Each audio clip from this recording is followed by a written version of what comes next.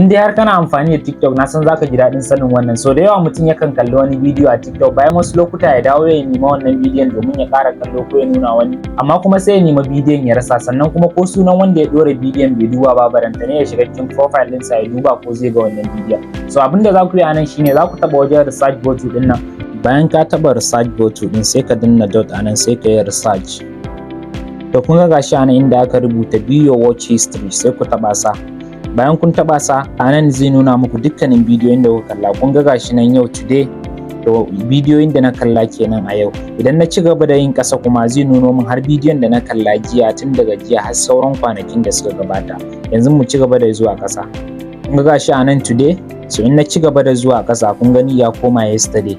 So a haka za ku nemo bidiyoyin da kuka kalla a baya. To jama'a da fatan kun ji daɗin wannan sabon bidiyon, sannan kar ku manta da yin like da follow domin samun bidiyoyi masu amfani irin wannan. Sai mun haɗu da ku a next video.